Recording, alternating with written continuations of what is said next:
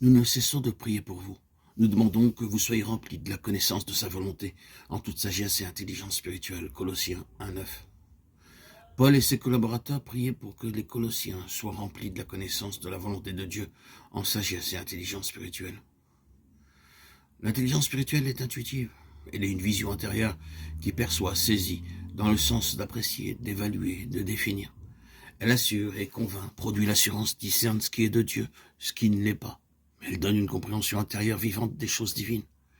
Les pensées, les intentions, la volonté de Dieu sont révélées dans l'esprit, mais peuvent au commencement n'être pas toujours claires pour nous. Il nous faut les présenter devant le trône dans un exercice persévérant afin d'apprécier les mouvements de la vie dans notre esprit à l'égard de ce que nous présentons, et cela jusqu'à ce que dans l'esprit la chose exposée soit pleinement définie et que l'esprit atteste la volonté de Dieu en rendant témoignage dans notre esprit avec la vie et la paix. La pensée de l'esprit est vie et paix. Le Saint-Esprit rend témoignage dans notre esprit. Romains 8, 6, 16. Il serait dangereux d'engager dans une place et confier des responsabilités à des hommes concernant les choses de Dieu sans cet équipement. Ce serait engager les croyants dans les choses de l'homme pour lesquelles nous n'aurions jamais la vie. Ce serait introduire la mort, car où l'homme entre, la vie se retire. Il ne peut y avoir l'homme et l'esprit qui dirigent. Retenons que Dieu ne s'impose jamais. Paul, dans la déclaration de Romains 1:9, Dieu que je sers en mon esprit, désigne l'organe du service. Il servait sur la base d'une connaissance procédant d'une révélation de la pensée et de l'intention de Dieu dans son esprit. Examinons Actes 19, 21, la lumière de Romains 1:9. Paul forma le projet d'aller à Jérusalem en traversant la Macédoine et l'Achaïe.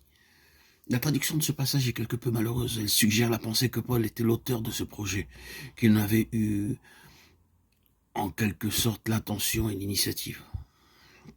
La traduction littérale que nous citons corrige cette interprétation et en modifie le sens.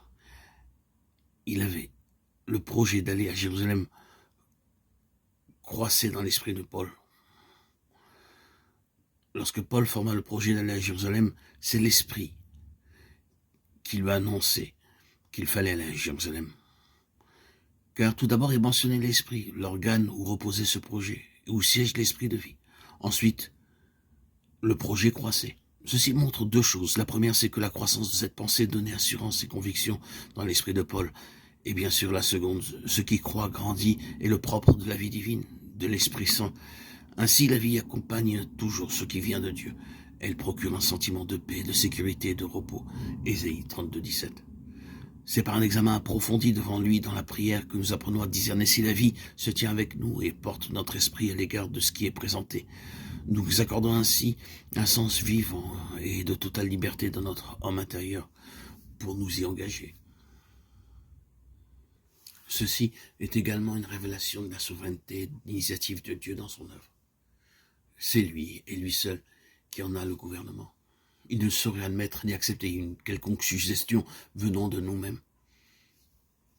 Il demande de ses serviteurs une croissante dépendance du trône en union avec lui, pour être là où il veut, quand il le veut, et pour ce qu'il veut.